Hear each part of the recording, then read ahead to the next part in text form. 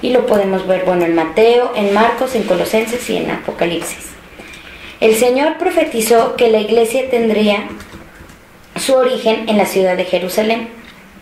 Y así que el hombre aprende cuándo, dónde y por quién fue establecida la iglesia.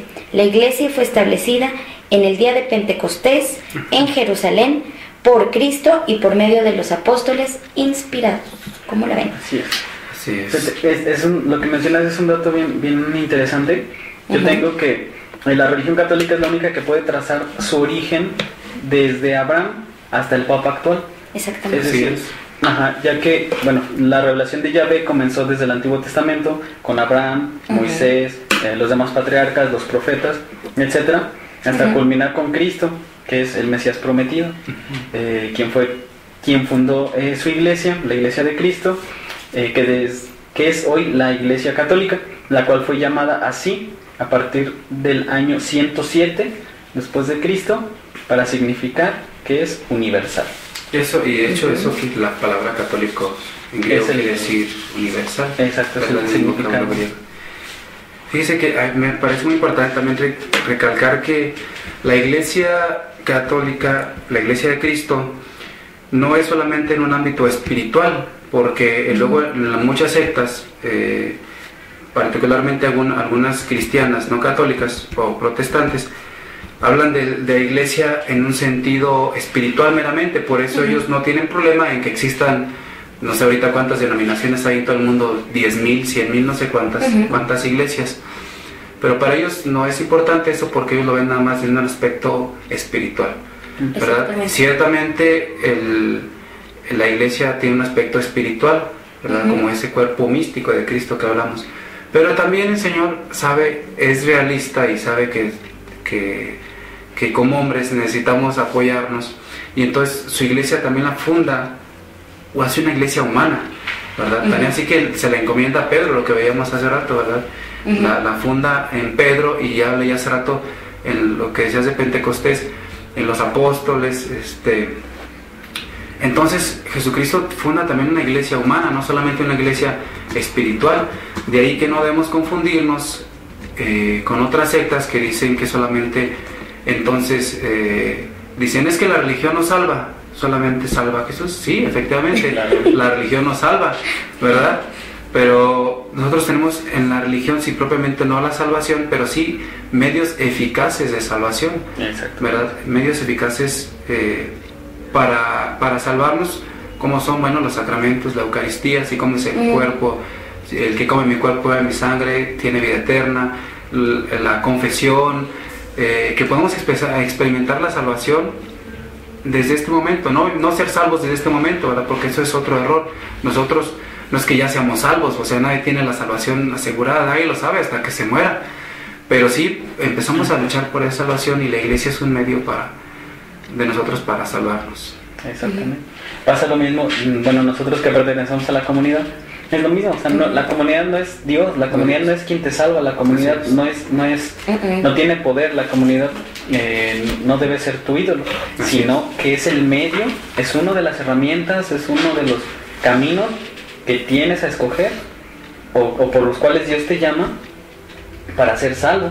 Entonces, de esta misma manera es lo que mencionábamos, la religión, para llegar a la salvación verdadera, que es Jesús. Y aunque otras religiones nieguen que son religión, porque dicen ese, como la religión nos salva, entonces yo solamente soy cristiano, ¿verdad? Yo soy cristiano. Entonces, sí, bueno, pero escuchaba hace poquito en un audio de Fernando Casanova, que fue protestante, y dice que le preguntó una vez a una persona, dice, bueno, ¿tú vas a tu culto? Sí. ¿Tú oras? Sí. ¿Tú lees la palabra? Sí. ¿Tú escuchas enseñanzas? Sí. Ah, hermano, tú practicas una religión. Exactamente. ¿Verdad? O sea, es que los católicos, dice, somos realistas de que necesitamos una religión de humanos, de acercamiento, de ese calor, de esa hermandad para acompañarnos en ese camino a la santidad. Si no, quedamos en un ambiente meramente sobre espiritualizado, ¿verdad? Y Jesús, tan real y tan humanamente, que él mismo vino y se hizo hombre para estar con nosotros, ¿verdad? Y quiso venir de una mujer, no es que él haya aparecido porque él, ¿qué necesidad tenía, sinceramente? ¿Verdad? Podía bajar del cielo. Creo que él no venía a rescatar a esta bola de pecadores que somos todos. Yo que él, si me zafaba, pues ahí me quedaba, pero al fin yo humana, ¿no? Pero él siendo Dios, vino. Dios, o sea, vino en forma de hombre. ¿Por qué? Porque él quería hacernos entender eso, esa realidad del hombre, ¿verdad? Que es, la iglesia es realista y es humana y también es espiritual, tiene las dos partes. Fíjense, quiero leerles aquí, dice: hay que reconocer que la iglesia de Cristo en su parte humana se ha cumplido la parábola de la cizaña en el trigo, de la cual habla Mateo 13, 24, 30, a través de los tiempos.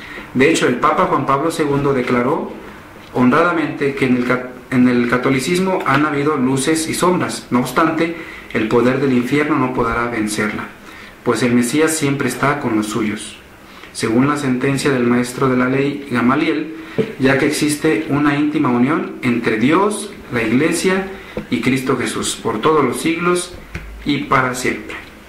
Como ven, está poderosa. Fuerte. No, y también destacar que ante todo es una iglesia, o somos una iglesia integral, ¿no? Que nos forma como espiritualmente, personalmente y bueno, y para los demás.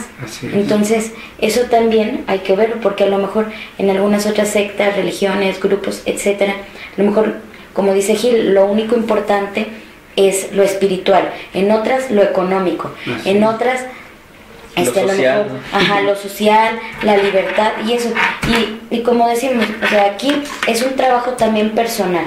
Entonces entra también ya lo que va a nuestra libertad y todo eso, que es lo que también nos fue dejando Jesús. Pero es en ese esperar y en esa fe que tú como persona, tú siendo parte de esa iglesia y siendo pues esa iglesia, que crezcas tanto espiritualmente como personalmente, como hermano, como prójimo, como hijo, etcétera, ¿no? Que te desenvuelvas en todas esas áreas y que seas un buen miembro y que aportes a tu iglesia y que seas tú la iglesia.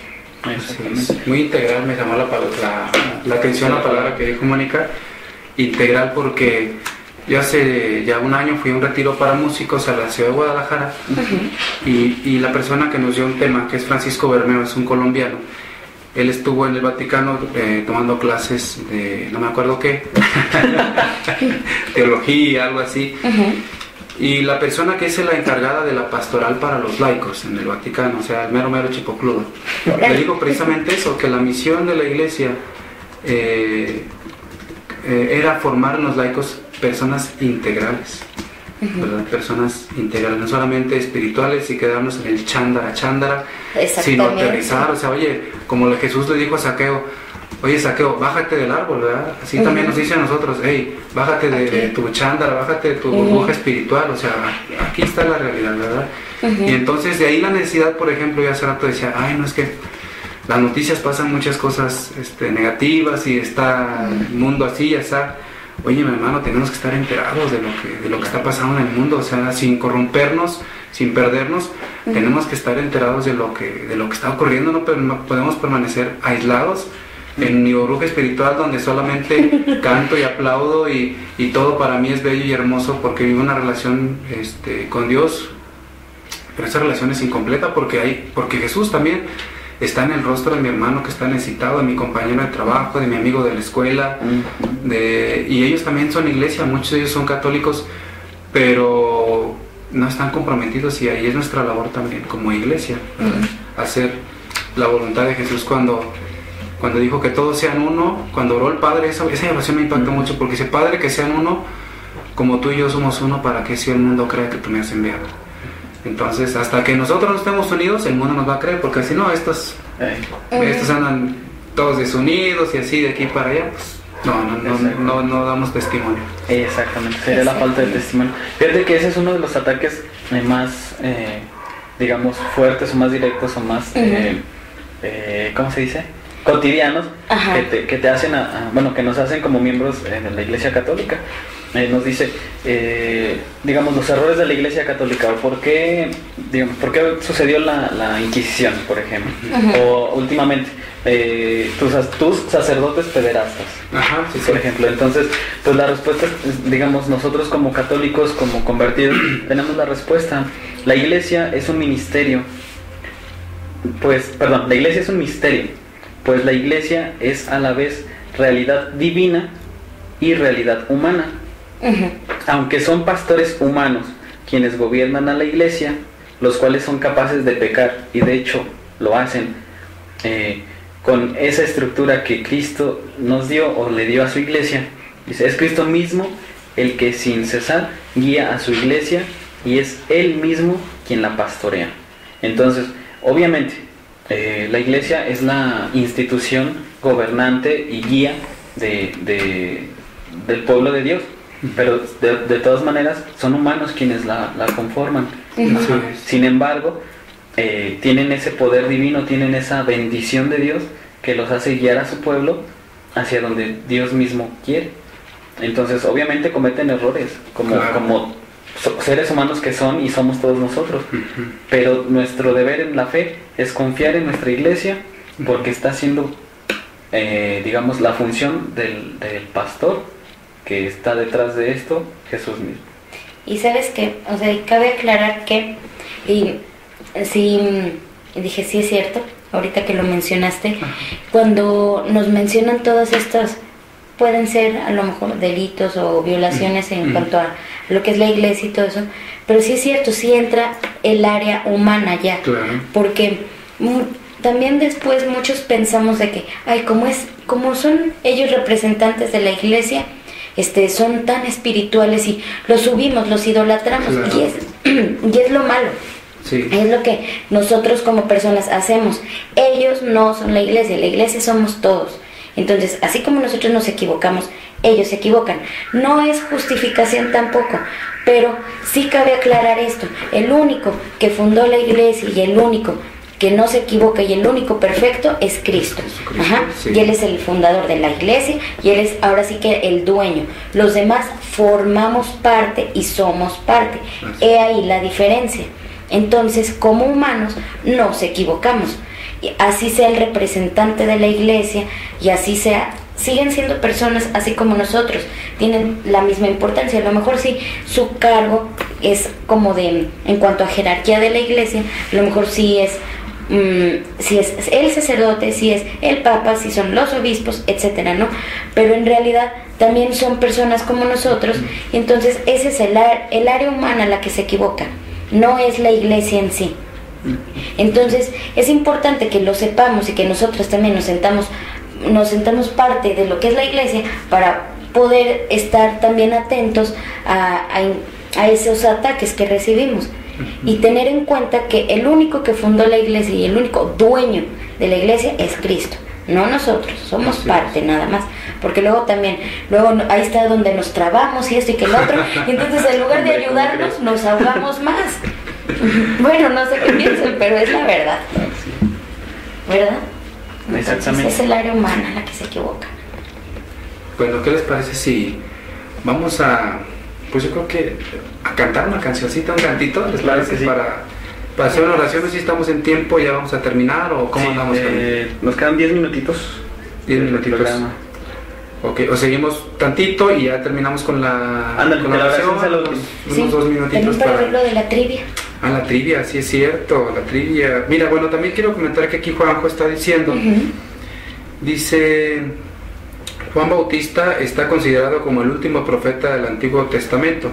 Con él se cierra el Antiguo Testamento, ¿verdad, tía Mónica? Hace rato que hablabas tú de él. E inclusive Jesús mismo, fíjense, Juan Bautista tan grande fue, el más grande de los profetas, que Jesús mismo le tiró un piropo. Dice,